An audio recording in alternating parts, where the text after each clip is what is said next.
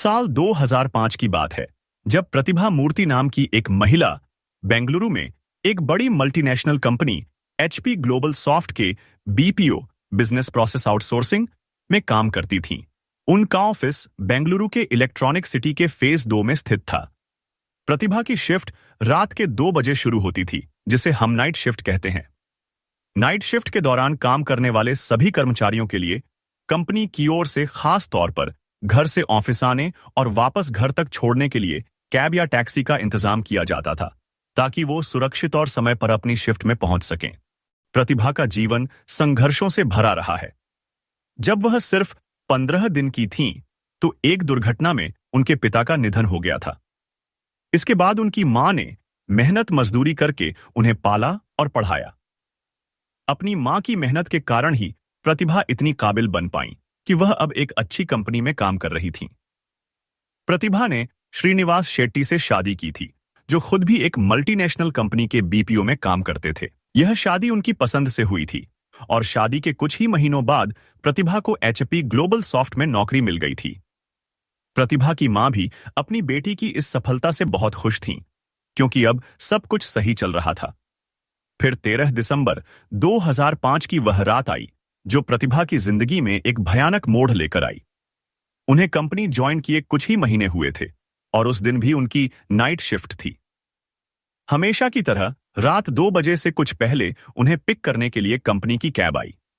उस दिन प्रतिभा अपने ससुराल में थीं। उन्होंने अपनी मां को कॉल कर बताया कि वह ऑफिस जाने के लिए तैयार हैं और थोड़ी ही देर में निकलने वाली है। थोड़ी देर बाद कैब उनके इलाके कुमारस्वामी लेआउट में पहुंच गई। ड्राइवर ने प्रतिभा को फोन करके कहा, दीदी बाहर आ जाओ, गाड़ी आ चुकी है। प्रतिभा मूर्ति अपने ऑफिस के सभी ड्राइवरों को अच्छे से जानती थीं। वह सभी ड्राइवरों को भैया कहती थीं और ड्राइवर उन्हें दीदी कहकर पुकारते थे। चूंकि कंपनी में कई ड्राइवर थे और उनकी ड्यूटी शिफ्ट बदलती रहती थी, प्रतिभा ने सभी ड्राइवर्स के नंबर अपने फोन में सेव कर रखे थे, ताकि वह उनसे संपर्क कर सकें। 13 दिसंबर की उस रात हमेशा की तरह प्रतिभा कैब में बैठी और ऑफिस के लिए निकल पड़ी। उनके घर से ऑफिस पहुंचने में करीब 30 से 35 मिनट लगते थे। प्रतिभा की मां इस बात का इंतजार करती थीं कि उनकी बेटी ऑफिस सही सलामत पहुंच जाए। प्रतिभा ने हर रोज ऑफिस पहुंचने के बाद अपनी मां को एक मैसेज भेजने का नियम बना रखा था, ताकि मां को उनकी सुरक्षा का भरोसा हो सके। प्रतिभा की मां भी तभी चैन से सो पाती थी जब उन्हें बेटी का यह मैसेज मिल जाता कि वह ऑफिस पहुंच चुकी है। 13 दिसंबर की रात प्रतिभा के ऑफिस पहुंचने से पहले ही उनकी मां अम्मा सो गईं। हर रात की तरह उन्हें उम्मीद थी कि सुबह उठकर फोन चेक करेंगी तो प्रतिभा का मैसेज होगा कि वह ऑफिस सही सलामत पहुंच गई है।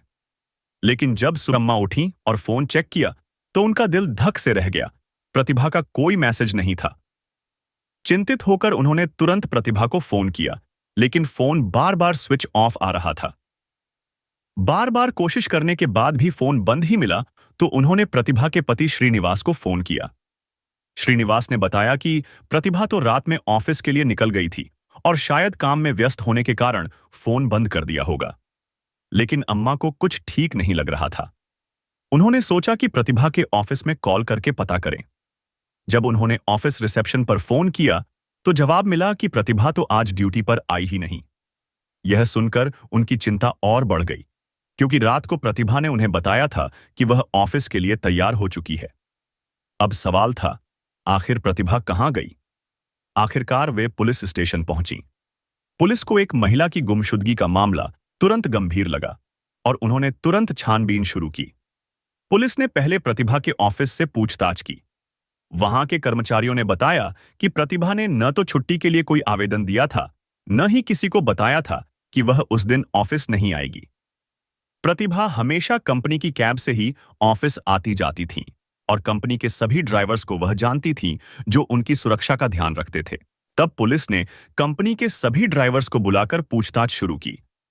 पूछताछ के दौरान यह पता चला कि विशाल नाम का एक ड्राइवर हर रोज रात 2 बजे प्रतिभा को लेने आता था और ड्यूटी खत्म होने के बाद उसे घर छोड़ता था। लेकिन उस रात विशाल ने बताया कि जब वह प्रतिभा के घर पहुंचा तो उसे बताया गया कि प्रतिभा पहले ही किसी दूसरी गाड़ी में ऑफिस के लिए निकल चुकी है। यह सुनकर पुलिस भी हैरान थी। उस रात प्रतिभा को लेने और छोड़ने की ड्यूटी केवल विशाल की थी, तो फिर कौन सा ड्राइवर बिना ड्यूटी के प्रतिभा के घर गया? सभी ड्राइवर उस रात अपनी अपनी ड्यूटी पर थे, तो फिर वह अनजान ड्राइवर कौन था?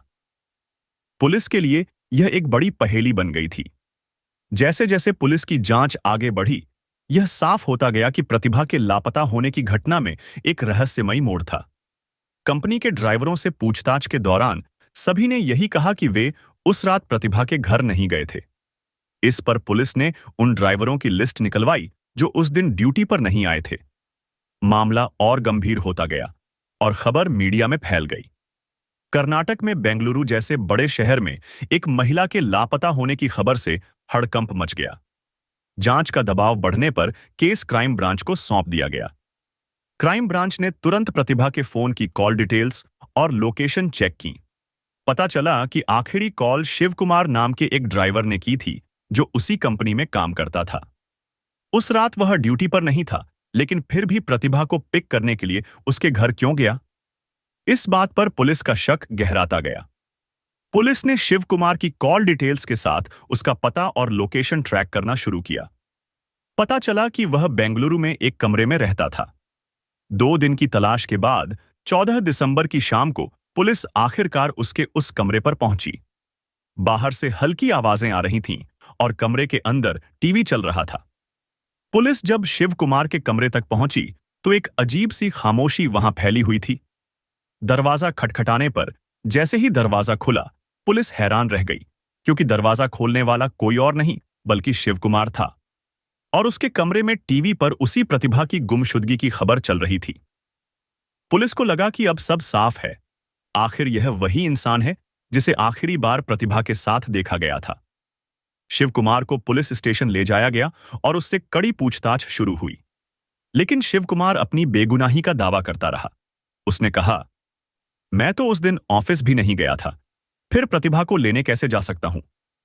जब पुलिस ने उससे पूछा कि वह इतने दिनों से ऑफिस क्यों नहीं जा रहा था, उसने बहाना बनाया कि उसकी तबीयत ठीक नहीं थी, लेकिन पुलिस को उसकी बातों पर यकीन नहीं हो रहा था। सबसे बड़ा सबूत उनकी हाथ में था, कॉल डिटेल्स। पुलिस के पास उस रात का आखिरी कॉल रिकॉर्ड था, जिसमें दिखाया गया था कि शिव कुमार ने ही प्रतिभा को आखिरी बार कॉल किया था। अब सवाल यह था, क्या वह सच में मासूम था या यह सब उसके खतरनाक खेल का हिस्सा था? जैसे ही पुलिस ने शिव कुमार को गिरफ्तार किया, उन्हें उस पर शक होने लगा। उनके पास सबूत थे, लेकिन शिव कुमार बार बार यही दोहराता रहा कि वह बेकसूर है। पुलिस ने अन्य लोगों को भी हिरासत में लिया, जिनका प्रतिभा के साथ पहले कभी झगड़ा हुआ था, लेकिन शिव कुमार पर आरोप लगने के बाद उन्हें छोड़ दिया गया। 15 दिसंबर की रात को पुलिस ने शिव कुमार से एक आखिरी बार सख्ती से पूछताछ करने का फैसला किया। पुलिस ने उसे बताया, अगर तुम हमें सब कुछ सच सच बता दोगे तो हम तुम्हें कम सजा दिलवाने की कोशिश करेंगे, लेकिन अगर तुमने झूठ बोला तो तुम्हारे खिलाफ कई सबूत हैं। इस धमकी के बाद शिव कुमार घबरा गया और आखिरकार उसने सच उगल दिया। उसने बताया कि 13 दिसंबर की रात वह रात 2 बजे प्रतिभा को फोन करके उसके घर से बाहर बुलाने गया था। जब शिव कुमार ने कहा कि उसने प्रतिभा को कैब में बैठाकर अपने साथ ले गया, तो पुलिस ने तुरंत सवाल किया, प्रतिभा कहाँ है? तुमने उसके साथ क्या किया? यह सवाल सभी के लिए बहुत महत्वपूर्ण था, क्योंकि सभी जानना चाहते थे कि प्रतिभा की हालत क्या है। 16 दिसंबर की सुबह शिव कुमार ने पुलिस को एक सुनसान जगह पर ले जाने का दावा किया। यह स्थान था कनकपुरा रोड पर अंजनापुरा बीड़े लेआउट, जो बेंगलुरु के बाहरी इलाके में स्थित था। उस समय यह जगह बहुत सुनसान थी और पुलिस को यहां आने में थोड़ी चिंता हो रही थी। जब वे वहां पहुंचे तो शिव कुमार ने एक नाले की ओर इशारा किया। पुलिस ने जैसे ही नाले के पास जाकर देखा, उनके दिलों की धड़कन तेज हो गई। वहां एक शव पड़ा हुआ था। यह एक भयानक दृश्य था और पुलिस को तुरंत समझ आ गया कि यह प्रतिभा का शव था। इस खबर ने सबको चौंका दिया और यह साफ हो गया कि प्रतिभा अब इस दुनिया में नहीं रही। यह घटना सभी के लिए दिल दहला देने वाली थी, क्योंकि अब यह स्पष्ट था कि मामला केवल गुमशुदगी का नहीं, बल्कि एक गंभीर अपराध का था। पुलिस ने तुरंत शव को पोस्टमार्टम के लिए अस्पताल भेजा और अब उन्हें इस अपराध के पीछे के सच का पता लगाने के लिए और भी तेजी से काम करना था। इसके बाद पुलिस ने बड़ी ही मुश्किल से उसकी मां को यह दुखद खबर दी कि उन्हें एक शव मिला है, जिसे पहचानने के लिए उन्हें अस्पताल आना होगा। प्रतिभा की बूढ़ी मां अपने भाई के साथ अस्पताल पहुंची और जैसे ही उन्होंने शव देखा, वे तुरंत पहचान गईं कि यह उनकी बेटी प्रतिभा ही थी। 16 दिसंबर को पोस्टमार्टम रिपोर्ट में यह पुष्टि हुई कि न केवल प्रतिभा के साथ दुष्कर्म किया गया था, बल्कि उसकी हत्या भी गले पर धारदार हथियार से वार करके की गई थी। यह घटना सुनते ही कंपनियों में नाइट शिफ्ट में काम करने वाली महिलाएं घबरा गईं। सुरक्षा चिंताओं के चलते कंपनियों ने तुरंत यह निर्णय लिया कि अब हर कैब के साथ एक सुरक्षा गार्ड भी तैनात किया जाएगा। शिव कुमार ने पूछताछ में बताया कि 13 दिसंबर की रात करीब 2 बजे वह प्रतिभा के घर पहुंचा और उसे फोन कर घर से बाहर बुलाया। प्रतिभा को भरोसा था कि वह ऑफिस कैब में जा रही है, लेकिन उसे इस बात का अंदाजा नहीं था कि यह रात उसकी जिंदगी की आखिरी रात साबित होगी। प्रतिभा उस रात हमेशा की तरह ऑफिस जाने के लिए पूरी तरह तैयार थी। आमतौर पर उसे विशाल नाम का ड्राइवर लेने आता था, लेकिन इस बार शिव कुमार उसकी कैब लेकर आया। प्रतिभा को यह थोड़ा अजीब लगा। उसने शिव कुमार से पूछा भी, भैया, आज आप क्यों आए हैं? रोज तो विशाल भैया आते हैं।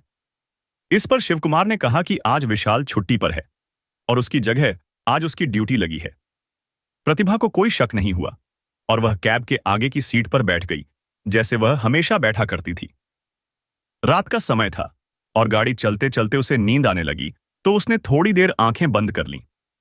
लेकिन जब अचानक उसकी आंख खुली, तो उसने देखा कि यह वह रास्ता नहीं था जिससे वह रोज ऑफिस जाती थी।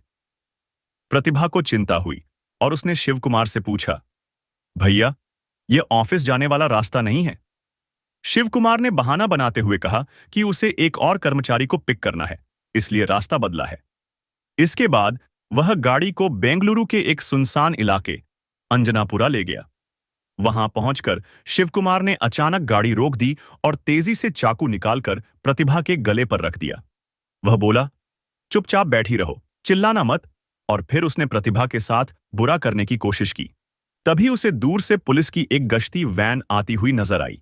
इस मौके को देखकर प्रतिभा को थोड़ी राहत महसूस हुई कि शायद पुलिस उसे बचा लेगी, लेकिन शिव कुमार ने तेजी से गाड़ी के शीशे ऊपर कर दिए ताकि कोई भी आवाज बाहर न जा सके। जैसे ही पुलिस की गाड़ी पास से गुजरने लगी, शिव कुमार ने एक हाथ से प्रतिभा का मुंह दबा लिया और दूसरे हाथ में चाकू पकड़े उसे धमकी दी, अगर तुमने जरा भी शोर मचाया तो तुम्हारी जान ले लूंगा। प्रतिभा डर से कांप उठी। इस बीच पुलिस ने उस गाड़ी पर शक किए बिना उसे नजरअंदाज कर दिया और आगे बढ़ गई। पुलिस की इस चूक से शिव कुमार को अपना काम करने का पूरा मौका मिल गया। उसने पहले तो चाकू की नोक पर प्रतिभा के साथ बुरा किया और फिर निर्दयता से उसका गला रेत दिया। इसके बाद उसने शव को वहां पास ही एक नाले में फेंक दिया और आराम से अपने घर लौट आया। सुबह जब शिव कुमार उठकर टीवी देख रहा था, तो हर न्यूज चैनल पर प्रतिभा के गायब होने की खबर चल रही थी। लोगों में गुस्सा और चिंता थी और न्यूज में कहा जा रहा था कि इस मामले में किसी ड्राइवर का हाथ होगा। जब पुलिस ने शिव कुमार से यह क्रूर अपराध करने की वजह पूछी, तो उसने कहा कि उसकी पत्नी उससे नाराज होकर मायके चली गई थी। इस कारण उसके मन में गलत इरादे आने लगे। उसने अपनी ऑफिस की 3 अन्य सहकर्मी लड़कियों को फोन करके उन्हें पिक करने का बहाना बनाया, लेकिन उन्होंने मना कर दिया। इसके बाद उसे अचानक प्रतिभा का ख्याल आया। प्रतिभा उसकी बातों में आ गई और इसी बहाने शिव कुमार ने उसके साथ गलत हरकत की और उसकी जान ले ली।